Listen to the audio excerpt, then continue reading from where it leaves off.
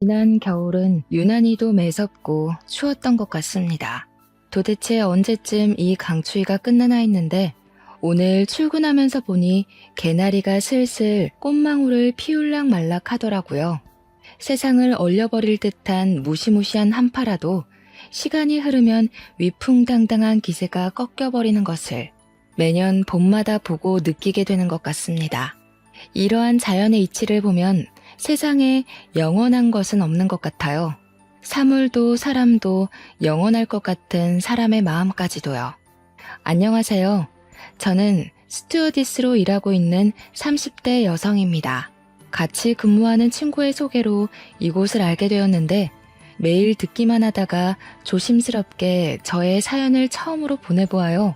비록 글솜씨가 많이 부족하더라도 넓은 마음으로 이해 부탁드립니다. 먼저 저의 이야기를 하려면 23년 전 5월 31일로 돌아가야 할 것 같아요. 5월 31일은 바로 제 생일입니다. 다른 사람들은 생일이라면 좋은 기억들이 가득하겠지만 저의 생일은 그렇지 않아요.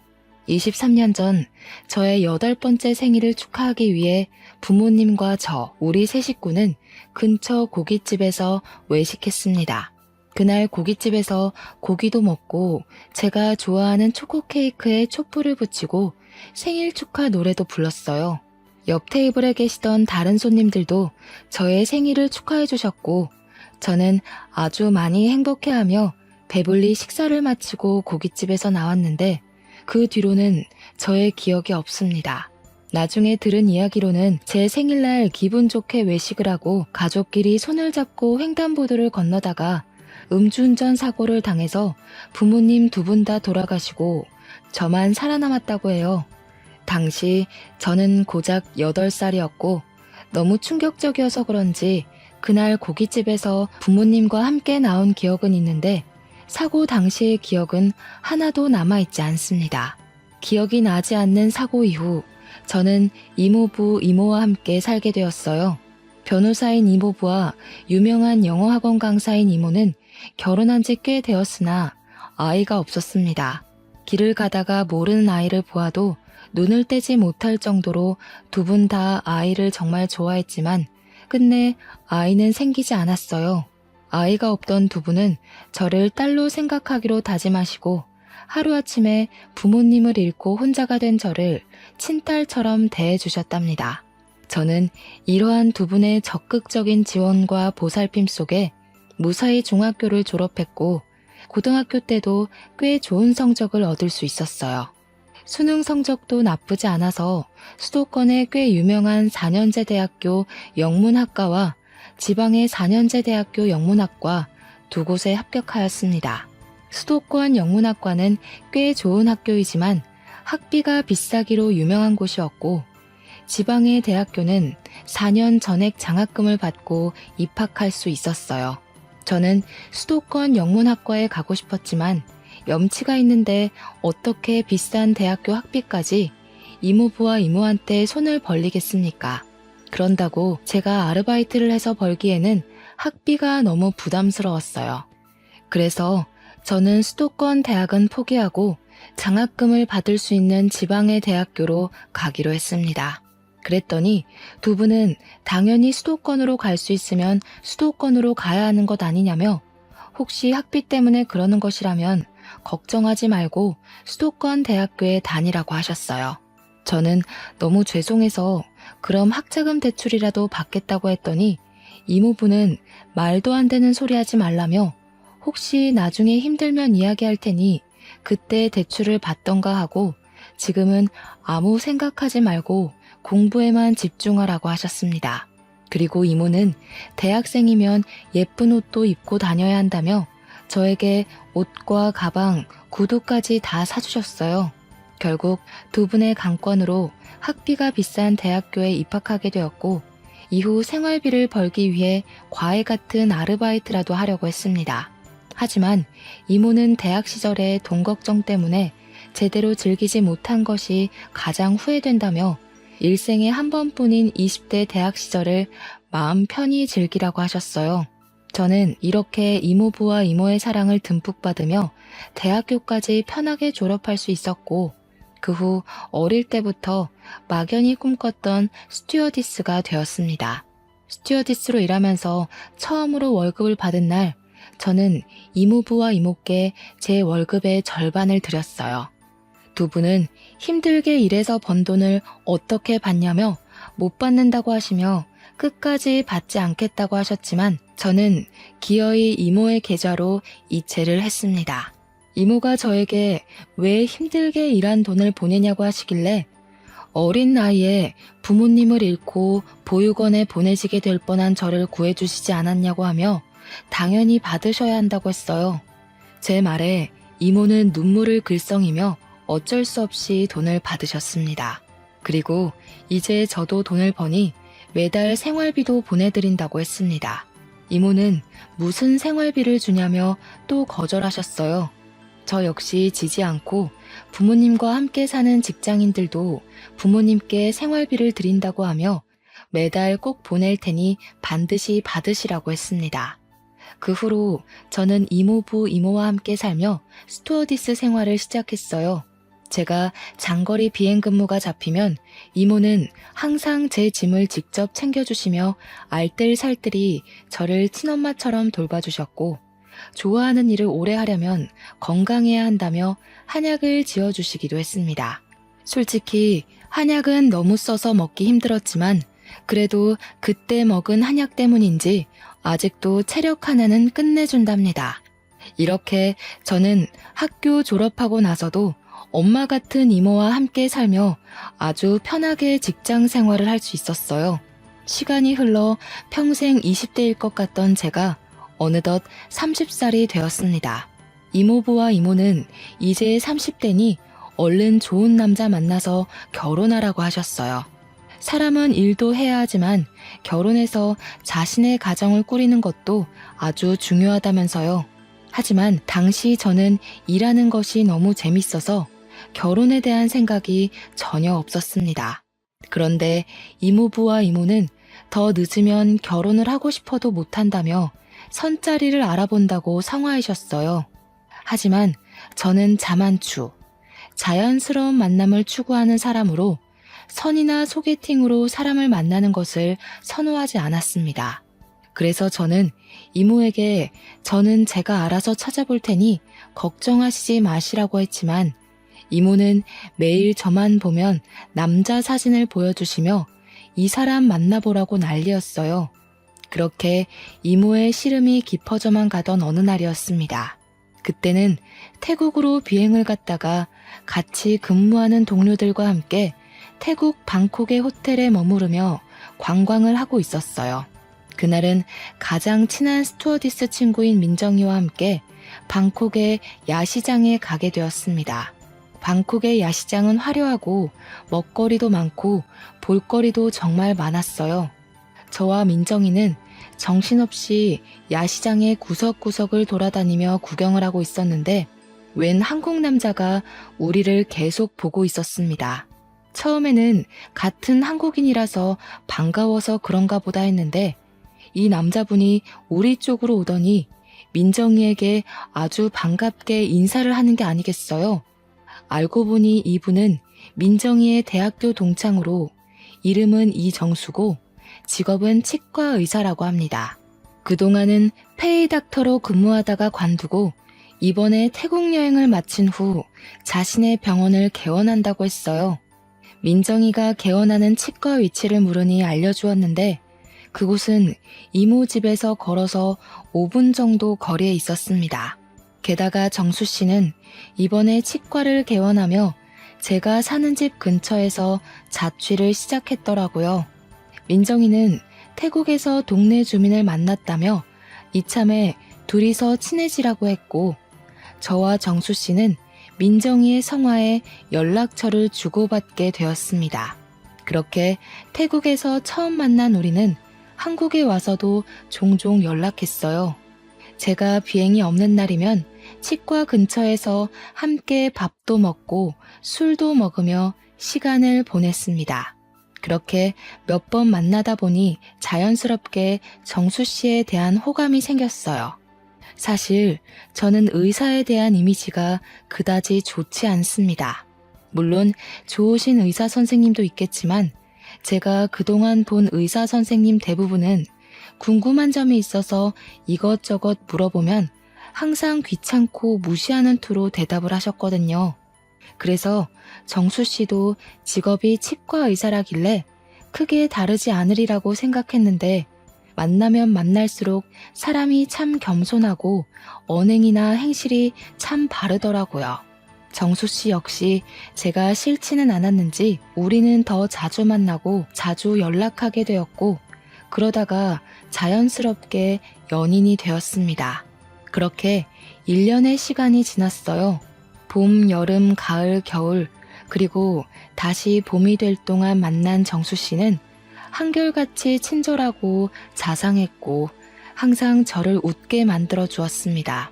정수 씨는 그동안 일만 하고 사느라 결혼 생각이 하나도 없던 저에게도 결혼하고 싶은 마음이 들게 하는 참 멋진 사람이었어요.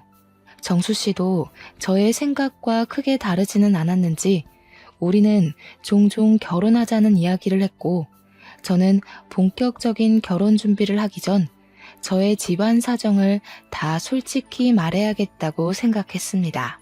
평소처럼 제가 비행이 없던 날 동네 밥집에서 함께 밥을 먹고 간단히 맥주를 마시기 위해 호프집을 갔어요. 그곳에서 저의 어린 시절 부모님을 잃은 일부터 지금은 이모부, 이모와 함께 사는 것까지 다 이야기를 했습니다. 막상 저의 이야기를 하니 속이 후련하기도 하면서 어떻게 저를 생각할까 긴장도 되고 떨리더라고요. 정수 씨는 저의 이야기를 다 듣고 제 손을 꼭 잡더니 그동안 참 힘들었겠다고 하며 결혼하면 이모부, 이모는 자신의 부모님처럼 잘 모시겠다고 했습니다. 그러면서 정수 씨도 본인의 집안 이야기를 꺼냈어요. 정수 씨는 부모님이 다 계시기는 하지만 아버지가 20년 정도 전 5월에 큰 사고가 있으셔서 5월만 되면 우울증에 심하게 걸리신다고 합니다. 제가 혹시 무슨 사고냐고 물어보니 정수 씨가 하도 어릴 때라 잘 기억은 나지 않고 다만 사고 이후에 한동안 집에 안 계셨다고 해요. 정수 씨가 당시 엄마에게 아버지 어디 가셨냐고 물어도 가르쳐 주지 않으셔서 지금까지도 정수 씨는 당시 아버지가 무슨 사고를 겪었는지 그때 왜 없으셨는지 전혀 모른다고 합니다. 그러다가 정수 씨가 중학교 정도 되었을 때 아버지가 다시 오셨는데 아버지가 많이 야위어지시고 몸이 많이 안 좋아졌다고 해요. 그 뒤로 아버지는 친형, 즉 정수 씨의 큰아버지가 운영하는 회사에서 함께 일하고 있는데 건강상의 문제로 한 달에 절반만 출근하셔서 돈을 많이 벌지는 못한다고 합니다. 이렇게 아버지가 가장의 역할을 하시지 못할 동안 정수 씨의 어머니는 아들을 먹여 살리기 위해 온갖 일을 다 하셨다고 해요. 처음에는 아는 분 밑에서 식당 일을 하셨다가 지금은 고급 식당을 운영하고 계시는데 한 달에 순이익이 500만 원 정도 나온다고 합니다. 제가 정수 씨에게 어머니가 참 멋지신 분이라고 하자 정수 씨는 엄마가 대단하시기는 하지만 온갖 모진 일을 다 겪으셔서 좋게 말하면 강인하시고 나쁘게 말하면 많이 드세고 억세지셨다고 말했어요. 그래서 만나게 되면 놀랄 부분도 있겠지만 정수 씨가 잘 막을 테니 자신을 믿고 조금만 이해해달라고 했습니다. 저는 저만큼이나 힘든 가정에서 살아온 정수 씨를 보며 더 깊은 호감을 느끼게 되었고 정수 씨 역시 이런 가정 형편에서 자란 저라도 싫지는 않았는지 하루라도 빨리 각 가정에 정식으로 인사드리기로 했어요. 그날 밤 제가 결혼할 사람이 있다고 이모부와 이모한테 말씀드리자 드디어 남자친구가 생겼냐며 당장 주말에 초대하라고 하셨습니다. 그래서 먼저 정수 씨, 이제는 예비 남편이 저의 집에 오게 되었어요. 이모는 옛날에는 사위가 오면 씨암탉을 잡았다고 하시며 평소에는 잘해주지도 않는 닭백숙에 굴비에 전복까지 아주 거하게 한상을 차리셨습니다. 제가 힘드시니 이렇게까지 하지 말라고 해도 이모는 처음으로 결혼하고 싶다며 데려오고 온 남자인데 당연히 이 정도는 해야 하는 거 아니냐고 하셨어요. 예비 남편은 집에 와서 이모가 차려준 밥상을 보며 이런 밥상은 생전 처음 받아본다며 밥을 2공기나 싹싹 비웠고 복스럽게 밥을 먹는 예비 남편을 보는 이모부와 이모는 아주 많이 흡족해 하셨습니다. 그리고 일주일 뒤 날씨가 화창한 5월의 첫째 주 주말에 예비 시댁으로 첫인사를 갔어요.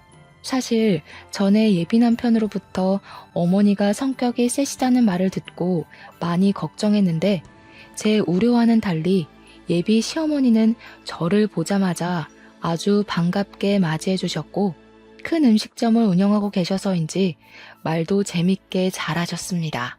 예비 시아버지는 표정이 좋지 않으셨지만 이전에 예비 남편이 말한 대로 지금이 5월이라서 그러신 것으로 생각했어요.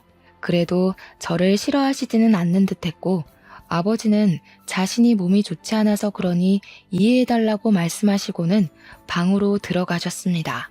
예비 시아버지는 따로 방에서 식사하시고 예비 시어머니, 예비 남편, 그리고 저는 부엌으로 갔어요. 예비 시어머니는 제가 식탁 의자에 앉자마자 제 앞에 수저통을 두시고는 저에게 수저를 놓으라고 하셨습니다. 수저 놓는 것이 어려운 일은 아니지만 그래도 이 집에 오늘 처음 온 손님이고 아직은 며느리도 아닌데 수저를 대뜸 놓으라고 시키시니 조금 기분이 그렇더라고요. 제가 표정이 그다지 좋지 않자 예비 남편은 잽싸게 수저통을 가져와 자신이 수저를 놓았습니다. 그 뒤로 식사를 시작했는데 아주 분위기가 좋지는 않았지만 그래도 나쁘지 않게 식사를 했어요. 내가 음식을 차린다고 차렸는데 입맛에 잘 맞았니? 하긴 뭐 내가 식당을 운영하니 맛이 없을 수가 없지. 안 그래? 네, 역시 식당을 운영하신다더니 정말 음식이 하나같이 다 맛있었어요. 잘 먹었습니다. 원래 시어머니가 며느리한테 밥상 차려주는 법이 없는데 오늘은 첫날이니까 내가 특별히 차려주는 거야. 그리고 시댁에서는 며느리가 당연히 설거지해야 하지만 오늘은 그래도 첫날이니 그냥 설거지 내가 이따가 직접 하마. 엄마는 무슨 요새 같은 시대에 시댁에서 며느리가 당연히 설거지하는 게 말이 돼? 그냥 오늘 설거지 내가 할게. 이놈이 천지가 개벽할 소리하고 자빠졌네. 결혼한 남자가 설거지하는 게 말이 되니? 내가 언제 너한테 설거지 시킨 적 있어? 엄마는 내가 평생 혼자 살길 바래서 그런 소리 하는 거야? 요새 그런 마음 먹으면 아무도 결혼 안 오려고 해. 알겠어? 지민아, 엄마 말 신경 쓰지 마. 나 우리 집에서 네가 설거지 절대 못하게 할 거니까 나만 믿어. 예비 남편은 진짜 설거지를 할 기세로 고무장갑을 끼고 있었고 예비 시어머니는 말리느라 바쁘셨습니다. 결국 설거지는 예비 시어머니가 저 가고 나서 하기로 했어요. 그렇게 부엌에서 한 차례 작은 소동이 지나가고 예비 남편은 잠깐 자기 방에서 뭐 찾을 것이 있다며 방으로 들어가고 저와 예비 시어머니 둘이 거실에 어색하게 앉아있게 되었습니다. 직업이 스튜어디스랬지? 결혼해서도 스튜어디스 일하면 힘들겠다. 그냥 아예 결혼하기 전에 일을 관두는 건 어때? 아무래도 스튜어디스는 일정 시간에 출퇴근하는 것도 아니고 비행기 솔직히 그다지 안전하진 않잖아. 사고라도 나면 어떡해? 저는 대학교 졸업하고 계속 스튜어디스로 일했었고 제 일에 자부심도 있고 재미도 있어서 전 할 수 있는 한 최대로 일하고 싶어요. 임신 중에는 무급이기는 하지만 휴직하고 아기 출산 후 복직할 수도 있고 꼭 비행 아니더라도 지상에서도 근무할 수 있어요. 그럼 너는 결혼하고 나서도 계속 스튜어디스 일하겠다는 거야? 좋은 대학 나왔다길래 똑똑한 줄 알았더니만 말귀를 하나도 못 알아먹네. 결혼한 유부녀가 비행한답시고 여기저기 쏘다니고 외박하는 게 말이 되니? 그럼 우리 정수 밥은 누가 차리라고? 게다가 스튜어디스 하면 짧은 치마 입고 다리 내놓고 몸매 훤히 드러나는 옷 입고 다니잖아. 그게 무슨 천박한 짓이니? 나는 내 며느리가 그런 옷 입고 다니는 거 절대 못 본다. 그러니 결혼하면, 아니, 아예 결혼하기 전에 스튜어디스 때려치워. 저는 그동안 제가 스튜어디스가 된 것에 대해 한 번도 후회한 적이 없었고 자랑스럽게 생각했습니다. 그런데 예비 시어머니는 제가 하는 일을 안 좋게 이야기하시니 기분이 나빴고, 저는 표정이 굳어서 결혼해도 절대 일 관두지 않을 것이라고 말씀드렸어요. 그래? 그럼 계속 맞벌이를 하겠다는 거지? 그럼 너희 둘이 같이 돈을 버니까 나한테 용돈 100만 원씩 보내라. 너도 스튜어디스 하면서 적지 않은 돈을 벌 것이니까 네가 받는 돈에서 100만 원만 나한테 보내. 죄송하지만 제가 일한다는 이유로 어머니한테 다달이 100만 원을 보내야 할 이유 전혀 없다고 생각합니다. 생신 같은 특별한 날이라면 모를까. 매달 드리는 것은 아닌 것 같아요. 그럼 내가 다 양보할 테니 들어와서 살아. 너는 비행 간다고 짐 많이 비울 것 아니냐? 너 없는 동안 우리 아들이 혼자 밥 차려 먹고 설거지도 하고 할 생각하니까 속상해서 눈물이 날 것 같아. 아주 애 같아서 미치겠다고. 예비 시어머니는 결혼 후 아들이 혼자 밥 먹을 생각하면 너무 속상하다며 눈물을 뚝뚝 흘리셨고, 저는 이 상황이 너무 황당했습니다. 그러던 중 예비 남편이 자신의 어릴 적 앨범을 들고 방에서 나왔어요. 예비 남편은 저에게 자신의 어릴 적 사진을 보여주려다가 울고 있는 어머니를 보더니 무슨 일이냐고 물었습니다. 아니 글쎄, 얘가 결혼하고도 일을 계속 다닌다지 않니? 우리 아들 결혼해서도 마누라 밥상도 못 받고 대접도 못 받을까봐 걱정돼서 눈물이 다 나오네. 그런다고 일 잘 다니는 사람에게 왜 일을 관두라고 해요? 요새는 예전과 달라서 맞벌이 해야만 하는 시대라고요. 그리고 내가 무슨 어린애도 아니고 혼자서 밥 잘 차려 먹을 수 있는데 걱정은 무슨? 그래도 남자가 결혼했으면 당연히 마누라가 차려준 밥상 받아야지. 결혼한 남자가 직접 밥상 차려서 먹는 것이 말이 되니? 원래 마누라의 본분은 남편의 밥을 정성껏 차리며 내조해야 하는 거야.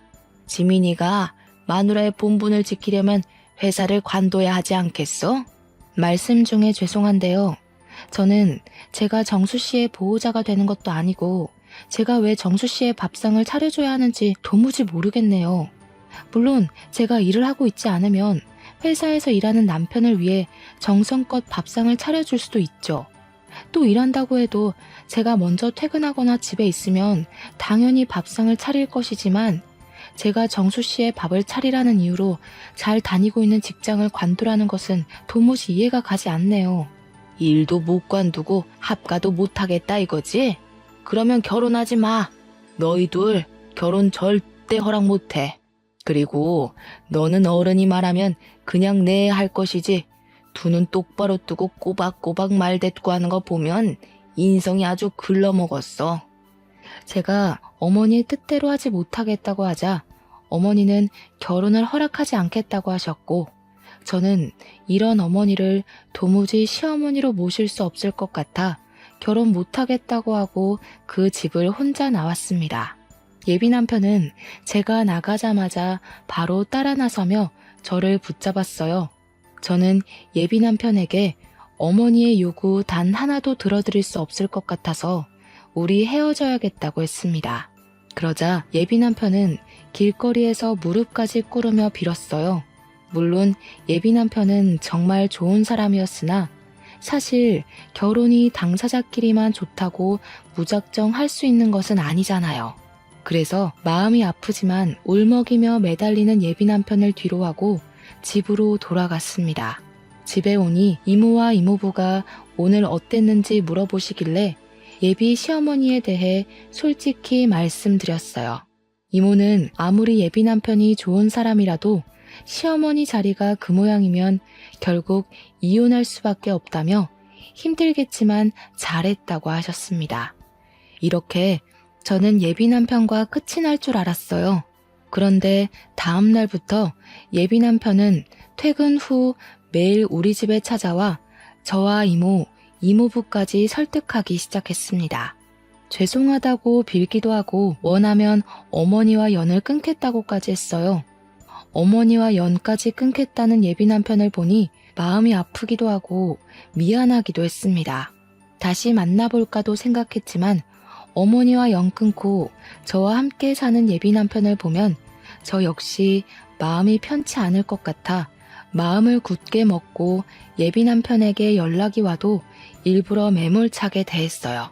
그렇게 일주일이 지났습니다. 그날은 주말이지만 스케줄이 없어서 모처럼 이모부, 이모와 함께 푹 쉬는 날이었어요. 집에서 쉬고 있는데 모르는 번호로 전화가 와서 받아보니 예비 시어머니가 기니 할 말이 있으니 만나자고 했습니다. 솔직히 만나기 싫었지만 하도 통사정을 하셔서 어쩔 수 없이 근처 카페에서 만나기로 했어요. 예비 시어머니는 저를 보자마자 그때는 정말 미안했고 스튜어디스가 그렇게 멋진 일을 하는지 몰랐다고 했습니다. 그러면서 우리 아들 정수가 지민이 너만을 원하니 결혼시키겠다고 하셨어요. 일도 계속 다니고 합가하자는 말도 하지 않을 테니 그저 둘이 잘 살라고 하셨고 어머니의 사과에 마음이 풀린 저는 예비 남편과 결혼하기로 다시 생각했습니다. 제가 예비 시어머니한테 사과를 받았다고 하니 이모와 이모부 역시 결혼을 반대하지 않으셨고 우리는 바로 상견례 날짜를 잡았어요. 상견례 날 예비 시어머니는 구석에 앉아 아무 말도 하지 않았고 예비 시아버지만 이야기하셨습니다. 사실 이전에 사건들이 있어서 걱정을 많이 했지만 생각보다 분위기는 좋았어요. 이모부는 평소에는 말이 많지 않지만 그날은 저에 대한 칭찬을 엄청 하셨고 저는 너무 쑥스러웠습니다. 그런데 자꾸 이모가 예비 시아버지가 어디선가 많이 뵌 것 같다고 했어요. 예비 시아버지도 이모를 보며 어디선가 뵌 것 같은데 어딘지 모르겠다고 했습니다. 이모부는 아무래도 사돈이 될 운명이라서 서로 알아보는 것 같다며 웃어 보이셨어요.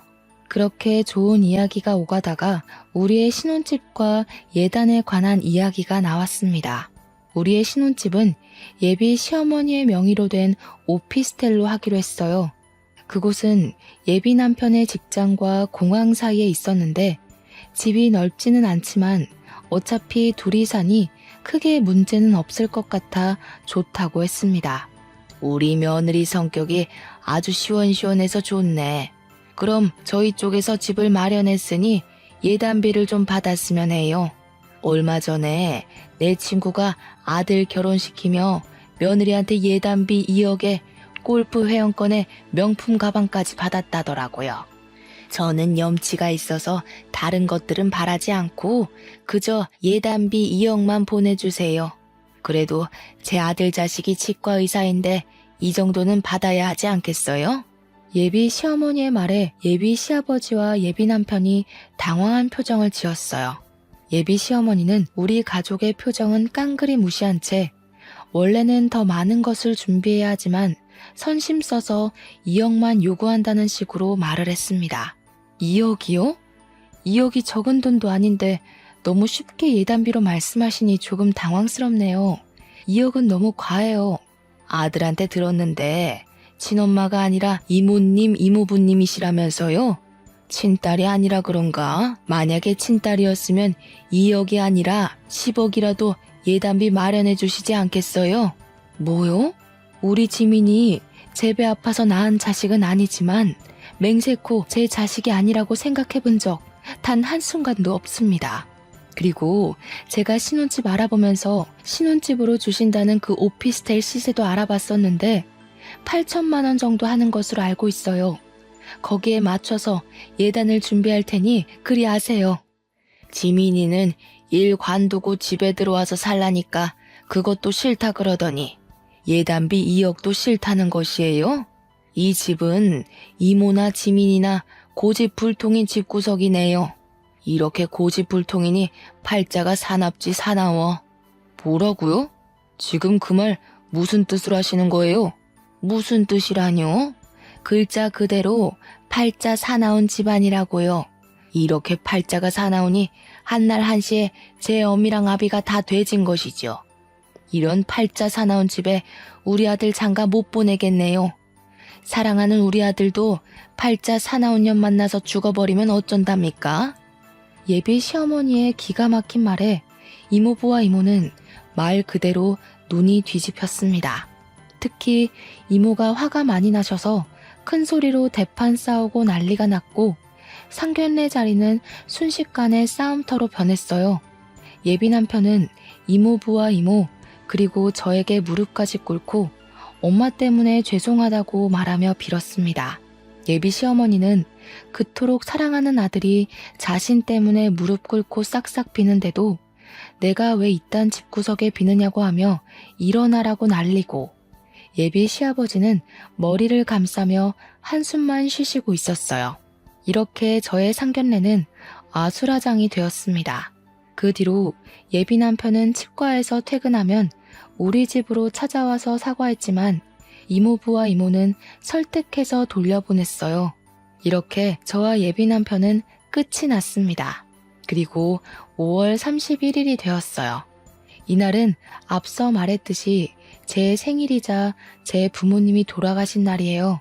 이모부, 이모, 그리고 저는 5월 31일만 되면 부모님을 모신 납골당으로 갔습니다. 그날도 어김없이 납골당으로 갔는데 웬 중년의 남성이 부모님의 영정사진 앞에서 죄송하다고 말하며 허리를 90도로 숙여 인사를 하고 있었어요. 그러다가 우리가 오는 소리가 나자 후다닥 도망갔습니다. 그런데 왠지 그 중년의 남성분이 어디서 많이 뵌 것 같기도 하고 왜 우리 부모님께 죄송하다고 말하는지 궁금해서 재빨리 쫓아갔어요. 황급히 도망치는 남성분을 붙잡고 얼굴을 보니 바로 저의 전 예비 시아버지였습니다. 저는 깜짝 놀라 여기에는 왜 오셨냐고 하니 아는 사람의 기일이라 여기 왔다고 하셨어요. 그러면서 저한테는 여기 왜 왔느냐길래 우리 부모님의 기일이라 왔다고 했더니 갑자기 주저앉으셨습니다. 그 순간 왜인지는 모르겠지만 부모님이 사고 났을 때가 영화의 한 장면처럼 떠올랐어요. 지금부터 23년 전 5월 31일, 저는 어두운 저녁에 부모님과 함께 고기를 먹고 아이스크림 케이크를 사서 집으로 가고 있었어요. 장소는 제가 다니는 초등학교 앞이었고 이미 다들 학교한 시각이라 사람이 거의 없었습니다. 집에서 아이스크림 케이크 먹을 생각에 신나서 집에 가는데 비틀거리며 한 자동차가 달려왔어요. 그 자동차는 바로 우리 쪽으로 돌진했고 부모님은 어린 저를 살리시려 저를 밀어내시고 두 분은 자동차에 치이셨습니다. 부모님은 길에 쓰러져 계셨고 고작 8살밖에 안 된 저는 너무 놀라서 울지도 못하고 그 자리에 그대로 굳어버렸습니다. 그리고 자동차를 운전하던 사람은 놀란 얼굴로 차 문을 열고 나와 바닥에 그대로 주저앉았습니다. 잠시 후 누군가의 신고로 경찰들이 오고 자동차를 운전하던 사람은 경찰서로 끌려갔는데 그 사람이 바로 저의 전 예비 시아버지였어요. 이모부와 이모도 그제야 기억나는지 전 예비 시아버지한테 따지기 시작했습니다. 어디서 얼굴을 봤다 했는데 이제야 얼굴이 기억나네. 너 때문에 우리 지민이는 어린 시절 화목했던 가정을 잃었어. 인제 와서 영정사진 앞에 서서 사과하면 뭐해? 그런다고 당신 때문에 죽은 우리 동생 부부가 살아서 돌아와? 나쁜 놈. 죄송합니다. 제가 잘못했습니다. 죄송한 마음에 징역을 살고 출소한 후에도 매년 이곳을 찾았어요. 저 그날 이후로 자동차도 운전하지 않고 술도 한 잔도 마시지 못하며 살고 있습니다. 당연히 용서 안 되시겠지만 죄송합니다. 미안하다 지민아. 정말 미안해. 지금 감옥 다녀왔다고 죗값을 다 받았다고 용서가 된다고 생각해? 법은 용서했을지 몰라도 우리는 용서 못해. 여기가 어디라고 뻔뻔하게 와. 절대 오지 마. 다시는 여기 오지 마. 전 예비 시아버지는 이모의 불호령에 기어가다시피 해서 그곳을 빠져나갔습니다. 저는 그 자리에 주저앉아 펑펑 울었어요. 그날 밤 잠을 자다가 꿈을 꿨는데 사고 당시의 현장이 계속 꿈에 나왔습니다. 꿈에서 깼다가 다시 잠이 들면 또 그 꿈이었고 그렇게 잠을 계속 깨다가 거의 자지 못하고 아침이 되었어요. 다음날 잠을 거의 못 자고 울기만 해서 눈이 팅팅 붓고 얼굴도 푸석하니 몰골이 많이 아니었습니다. 다행히 이날은 일정이 없어서 집에서 쉬고 있는데 전 예비 시어머니가 근처 카페로 잠깐 나와보라는 거예요. 나가기 싫다고 했더니 그럼 집으로 찾아온다길래 어쩔 수 없이 저번에 봤던 근처 카페로 갔습니다.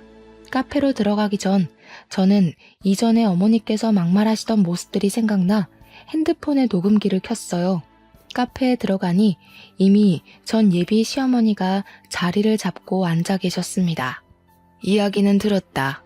우리 남편의 음주운전으로 너희 부모가 죽은 건 안타깝다만 그래서 내 남편도 감방 가서 죗값 받았잖아. 난 남편 없이 우리 정수 혼자 키웠는데 그 정도면 벌은 다 받은 거 아니야? 내가 특별히 예단비는 안 받을 테니 우리 정수랑 결혼하렴. 정수, 너 없다고 죽으려고 하더라. 나도 솔직히 너 정말 마음에 안 드는데 그놈이 너 아니면 안 된다는데 어떡해? 죽은 사람 소원도 들어준다는데 산 사람 소원 한번 들어줘봐. 너 때문에 우리 아들 죽일 수는 없잖아. 전 예비 시어머니는 아주 당당하고 뻔뻔했고 저는 녹음하기를 참 잘했다고 생각했습니다. 더는 그 자리에 있을 필요가 없을 것 같아 아무 말 없이 자리를 박차고 일어나 카페를 나왔어요. 전 예비 시어머니는 이 와중에도 저에게 부모 없이 자라 버릇이 하나도 없다며 손가락질을 하셨습니다. 저는 너무 화가 나서 카페에서 나와 제가 들은 어머니의 파렴치한 언행들이 녹음된 파일을 전 예비 남편에게 보냈어요. 전 예비 남편은 한참 뒤 미안하다고 연락이 왔는데 뭔가 느낌이 이상해서 바로 전화를 해보니 전화를 받지 않더라고요. 혹시나 하는 마음에 전 예비 남편이 의사로 있는 치과도 가봤지만 치과의 문도 닫혀 있었습니다. 그 뒤로 전 예비 남편은 연락이 되지 않았고 치과 문도 열리지 않았어요. 그리고 며칠 뒤 전 예비 시아버지한테 충격적인 전화가 왔습니다. 전 예비 남편이 스스로 삶을 끊었다고 말이에요. 그래도 한때 진심으로 마음을 다해 사랑했던 사이였기에 마지막 가는 길에 인사를 하는 것이 예일 것 같아 장례식장으로 갔습니다. 장례식장은 전 예비 시어머니의 절규 소리로 가득했어요. 제가 신발을 벗고 안에 들어서자 전 예비 시어머니는 굶주린 맹수처럼 저에게 달려들었습니다. 네 년이 감히 여길 찾아와? 지 부모도 한날 한시에 죽게 만든 팔자 사나운 년이 우리 정수도 죽여버렸어. 네가 우리 아들 이렇게 만든 거야. 이 팔자 사나운 년아, 우리 아들 죽이고도 모자라서 지옥에 보내려고 그래? 당장 꺼져.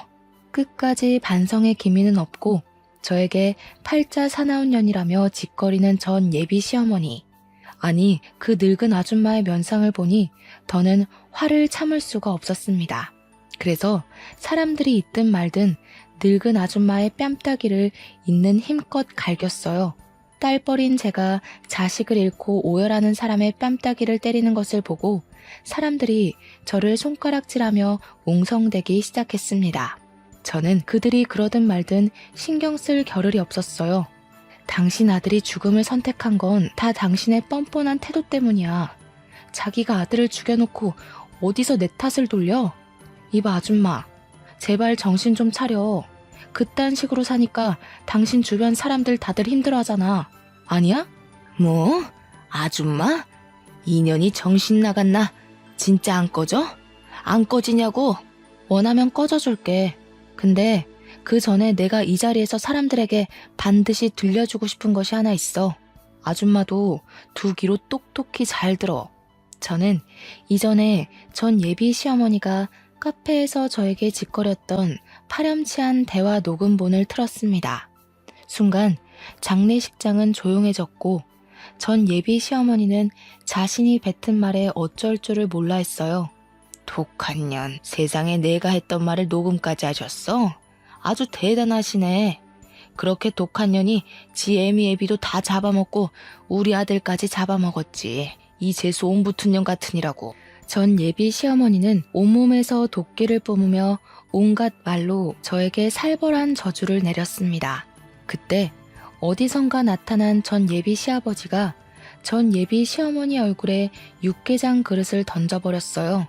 네가 그러고도 사람이야? 지민이 말 틀린 거 하나 없어. 너의 그 뻔뻔하고 아나무인의 성격이 우리 정수 죽게 만든 거라고. 지민이가 아니라 네가 우리 정수를 잡아먹은 거라고. 좀 정신 좀 차리고 사태 파악 좀 하고 살아, 이 무식한 여패네야. 나 당신같이 뻔뻔하고 무식한 사람이랑 더는 같이 못 살아. 정수도 이렇게 된 마당에 우리 그냥 갈라서자. 전 예비 시아버지의 말에 주변 사람들은 전 예비 시어머니 얼굴을 보고 수군거리면서 손가락질을 하기 시작했습니다. 어떤 아주머니는 큰 소리로 엄마의 드센 성격 때문에 자기 아들을 죽인 것이라며 떠들기 시작했어요. 사람들의 따가운 눈총을 이기지 못하고 전 예비 시어머니는 얼굴이 시뻘개진 채로 장례식장을 박차고 나가버렸습니다. 장례식장은 더 시끄러워지기 시작했고 저는 이렇게 제 남편이 될 뻔했던 남자에게 마지막 인사를 하고 나왔어요. 그리고 지금 이 일이 있은 지 1년 정도의 시간이 흘렀습니다. 사실 그동안 너무 힘들었고 잠도 잘 자지 못했어요. 일주일에 한 번씩은 전 예비 남편이 꿈에 나와서 미안하다고 하며 눈물을 흘리며 나타났고 전 예비 남편의 꿈을 꾼 날은 하늘로 간 그 사람 생각에 온종일 아무 일도 하지 못했습니다. 한동안 저는 웃지 못했고 웃고 싶지도 않았어요. 이모부와 이모는 잠도 못 자고 밥도 잘 못 먹는 저를 걱정하셨고 이제는 부모님과 전 예비 남편을 놓아주라고 했지만 도무지 그럴 수가 없었습니다. 그런데 어제 꿈에 부모님과 저의 전 예비 남편이 함께 나왔어요. 부모님은 꿈에서 저를 꼭 안으며 환하게, 아주 환하게 웃어주셨고 전 예비 남편 역시 그 옆에서 환하게 웃고 있었습니다. 꿈에서 깨어나니 오래 앓은 병을 이겨낸 것처럼 아주 개운하고 상쾌했고 마음이 아주 편한 기분마저 들었어요. 이모에게 저의 꿈을 이야기하니 부모님이 이제는 아픈 과거에서 벗어나 행복하게 살라고 하는 것 같다고 하셨습니다. 그러면서 이제는 시간이 지났으니 용서도 하고 마음의 짐도 덜고 행복하게 살라고 하셨어요. 한 번뿐인 인생인데 원망하고 끙끙 앓기만 하고 살 것이냐고 하며 지난 1년 정도의 시간 동안 치열하게 아팠으니 이제는 털어내라고 하셨습니다. 물론 부모님을 죽음에 이르게 했던 사람을 평생 잊을 수는 없겠지만 이모의 말을 들으니 저의 전 예비 시아버지가 조금은 용서가 되었어요. 그래서 이제는 아픈 과거를 잊고 행복하게 살아보려고 합니다. 매서운 추위, 뜨거운 더위가 영원하지 않듯이 사람에 대한 감정 또한 영원하지는 않은 것 같다는 생각이 듭니다. 전 예비 남편과 사귈 때는 영원히 사랑할 것 같았지만 결국 끝이 났고 전 예비 시아버지를 절대 용서하지 못할 것 같았지만 결국 용서를 하게 되었네요. 이렇게 되기까지 저는 열병을 앓는 것처럼 죽을 듯이 아팠어도 이모부와 이모의 도움으로 무사히 이겨냈습니다. 그리고 그만큼 내면적으로 더 성장한 것 같아요. 이를 발판으로 앞으로는 더 단단한 사람이 되어 먼 훗날 하늘에서 우리 부모님을 만났을 때 자랑스러운 딸이라고 칭찬받고 싶네요. 그리고 마지막으로 결국엔 좋지 않게 끝났지만 진심으로 저를 진심으로 사랑해줬던 저의 전 예비 남편 정수씨가 하늘에서는 부디 모든 짐을 다 내려놓고 행복하게만 살기를 진심으로 바랍니다. 다음 생이라는 것이 존재한다면 그때 꼭 다시 만나 이번에 못 이룬 사랑을 이뤄보고 싶네요. 여기까지가 저의 이야기입니다. 저는 결국 사랑을 이루지 못했지만 저의 사연을 듣는 모든 분들은 원하시는 사랑, 일 모두 다 이루시고 행복하게 사시기를 바래요. 지금까지 들어주셔서 감사합니다.